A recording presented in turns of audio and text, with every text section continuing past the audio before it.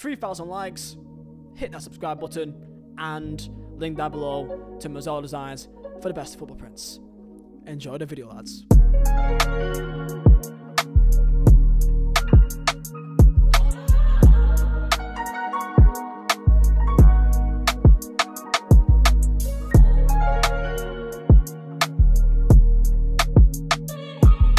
Trent Alexander-Arnold is by far the most disrespected player, in my opinion, in the Premier League. And I've got proof. The lad is 25 and he has started for England 18 times. 18. That's my proof. If you put Trent in pretty much any nation in the world, he'd be the first or second name on a team sheet. But you may say, okay, but that's not really enough, because hey, England, we've got a lot of good right backs. We've got Walker, we've got Trippier, we've got Reece James. It's a really filtered position. And I will come to you and I will say, okay, I can get that. I can understand that. But at the same time, watch this. We're doing top 4 Prem players in each position. Let's do right backs. So this is my top 4. This is based off this season right now in terms of performances this season. No, except for he doesn't get to say this, crowd. This is MJ's best right backs in the league. So I'm saying at the moment, I'm taking Trippier first, Reece James, Pedro Porro, and then Matty Cash. My list is I've got Kyle Walker 1, Kieran Trippier 2, Reece James 3, and Ben White 4. Pretty similar list. I've gone Trippier 1, Reece James 2, Kyle Walker 3, and Ben White 4. I did Walker 1, James 2, Trent 3, Trippier 4. Reece, Walker, Trent, and Ben White. Top 4 right backs in the Premier League, and you've got one guy with him not even in top 4, another guy with him not even in top 4. They got Ben White as number 4 for Christ's sake. Another guy has Trent not even in the top 4. One guy has Trent in 3rd, and the other guy has Trent in 3rd. Like, all of them have got Reece James, like, in their top 2, pretty much, despite him only starting 5 games this season. You know, Reece James is great, and he probably would be deservingly to be atop of the list. However, he's not played this season, so you can't really put him in a list if he's not played. Now, I know what you may be saying. Is he even a right back? I think people really underestimate the actual ability of Trent, mainly because they don't actually think that he's actually a right back. And if anything, that is a testament to how good he actually is. What is Trent's biggest attribute? We all can say the same thing: his passing range. His passing is by far probably his best attribute. What is his worst attribute? Every single person is screaming the same thing right now: defending. Trent is very polarizing because people can't determine is he playing as a number 6 or much more infield because of how good he is at passing and controlling and dictating a game, or is he put there because he's not deemed as good defensively? And you could, to be fair, have a debate on both sides. Now, let's break down the latter. Is Trent actually bad defensively? In my opinion, and in my humble and honest opinion, I think that this is quite, I think it's lazy. Truly.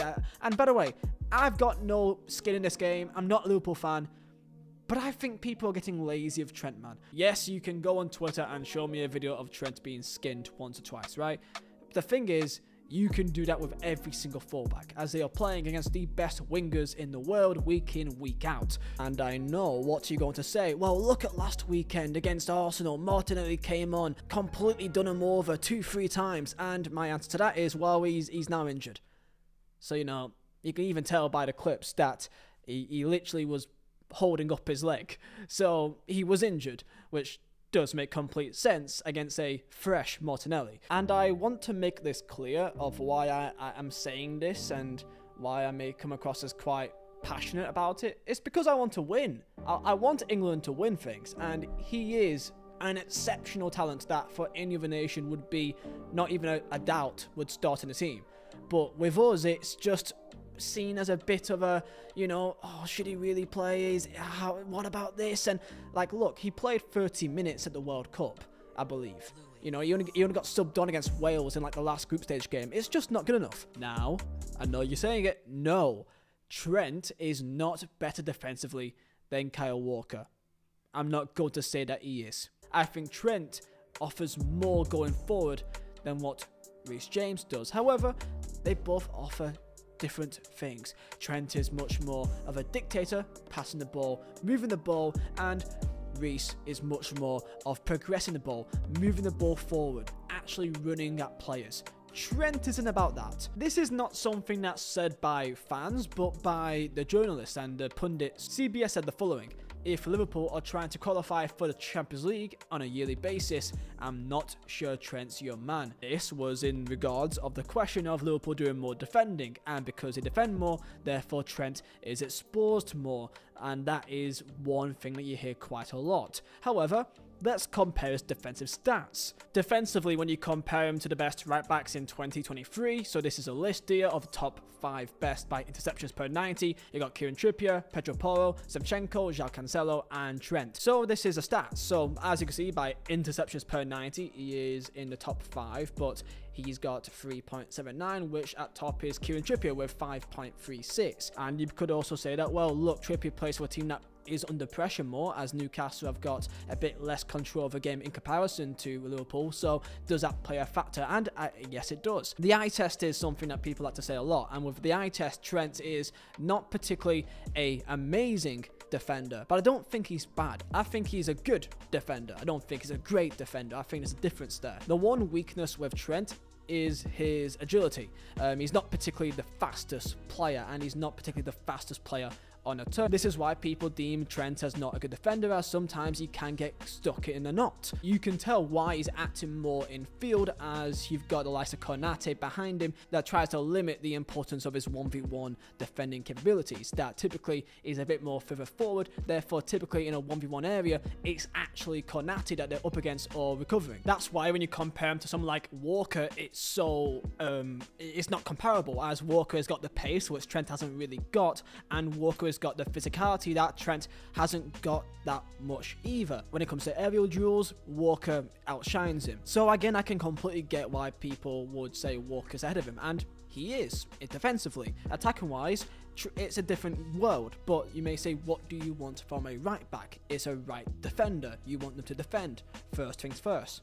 I understand that completely. However, in the modern game, I do feel like if you got a lot more time on the ball, different teams, different systems require different things. The reason why I'm saying this is because I demand Trent to be playing for England, and I think that he's so good of a talent with his ability that he has that I think not playing him is insane. When you have a player with his ability, you fit them in, and that is something that is maybe being worked into now. September 2021, Southgate played Trent in a World Cup qualifier against Andorra, and Trent, for the first time, played in centre midfield, in which he was there for only 45 minutes, and it appeared that the experiment was completely abandoned. Klopp even afterwards, in his presser, said, "Why make the best right back in the world a midfielder? I don't understand that," as if the right back position is not as important as the others. How times have changed. Liverpool 2.0 is what we are describing this new Liverpool team, with Klopp having to start all over again with a few bits of the past Liverpool great teams and try to go again with a brand new era, and Trent is the centre of it. Literally. I mean, you couldn't really write it if you tried. I mean, a Scouse lad in a centre midfield for this new Liverpool generation. I mean, it kind of brings a tear to your eye when you think about it. Trent plays in a hybrid position, therefore meaning basically 2 positions during a game, where while in possession steps into the midfield, kind of inverting inwards like a number 6. This gives Liverpool the extra man in the centre, effectively turning a 4-3-3 into a 3-4-3. This system is designed to give Trent the freedom to get into areas where he can actually really hurt opponents on a regular basis. And this can be proven by stats. Back in 2017, 18, 19, Trent was just pigeonholed as crosser boy. That he's just a man that's great at crosses, and he just goes down wide and crosses the ball in, and that's all he does. And you can tell by the stats this year that he doesn't really cross the ball in, because he's usually not really out wide, because that's not his job. His job is to go inside and kind of roam around the half space, creating a triangle with Szoboszlai and Mo Salah. Angles. It is all about the angles. His influence cannot be underestimated. In most games, he's often the one with the most touches on the ball, and he gains possession usually more than anyone in his team. Trent does have a particular skill set, and few players are scrutinized quite like him, as there is an obsession of people consistently trying to find things wrong with him. What is the reason for this? Well, you tell me down below. I believe it's because he's quite a unique player, that he's not specifically a right back in a way that we traditionally think, because he's not a traditional right back, he's a modernized right back. Actually, you may say, is part of the reason why a right back is seen differently nowadays. Trent, in the eyes of England, looks like he's going to be much more of a midfielder type of player, like a number 6, and that is because that's probably where he's going to play, or the only way he's going to play. The reason why is because Southgate is a different manager to Klopp, or really many other managers. That's Southgate, and typically in international football, it's different to club football, and with international football, pragmatism is key, is weighted a lot more than going to play attacking beautiful football, because, well, defensively, if you could be, sound at the back and not concede goals, I mean, if you don't concede a goal, you can't lose a game. Unless you get knocked out on penalties. No. This, for me, is a large reason why Southgate is very hesitant to actually use him in an international major tournament, because the threat of conceding and the power of conceding a goal is so much more weighted. So in that regard, I can understand. This does ask a question: is he a system player? Do you have to fit an entire system around him, otherwise he isn't as effective? And you could have an argument that maybe that could be the case, but in my opinion, Trent doesn't just have incredible ability, but is very intelligent. He's been molded in many different ways to play different styles. He was originally a wide midfielder when he came to the academy, then played at right back, but a modernized right back role. Now he's playing much more inverted. He's done a lot already in his career, so I feel like he's a lot more adapted than people like to think. So to kind of end off this video, I do believe that Trent is highly disrespected still, because I think that people are using arguments that was made upon him a year or two ago and still attaching that to him now. Trent did have struggles. He was in poor form a couple of years ago. Now, of course, he's not perfect now. He will get skinned time to time, but show me a fullback that doesn't. I think it's almost impossible to show me a fullback that doesn't get skinned from time to time. They're playing against the best wingers in the world week in, week out. It's bound to happen. And one thing people do forget, however, but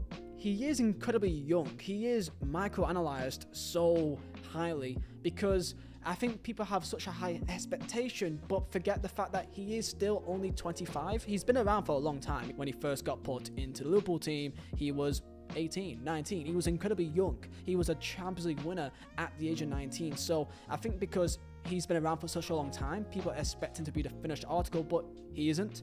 He has still got a lot more time to still adapt. So that is my thoughts. Again, it's not perfect and you may disagree, and that's completely fine. I do believe that he should be playing for England a lot more often, and I think that his talent and ability is way too high to just completely ignore, due to the fact that he may not be as good defensively, physicality wise, than Kyle Walker. I think different teams require different types of attributes, and it does ask the question, simply put, what does your team need? What does your team need? If you got a lot more time in the ball, a lot more possession, then you need someone like Trent, because he is much more of a bonus to your team in his attacking output than really any other right back in the world. And don't forget, the most assists as a defender ever, and the most assists as a defender in one season ever as well. And for my last question, when you think of the greatest ever fullbacks, who do you think of? I guarantee you're probably all thinking of the same, or at least one of these three: Roberto Carlos, Dani Alves, Marcelo. You know what they all have in common? They're known for being quite attacking-based fullbacks. When people do talk about Roberto Carlos or Dani Alves, people aren't saying that, oh, but he wasn't the best defensively in the world, because of course not. Otherwise, he would be a literal demon. Same thing for Marcelo. No one's ever said that Marcelo is the best left back defensively in the world. He was good defensively. You can always say that other fullbacks are better defensively, like a Carlos Alberto or a Cafu or a Zanetti. But those are different types of fullbacks. I don't know, man. I just think people are being lazy with him, and I just think he deserves more respect. So, yeah.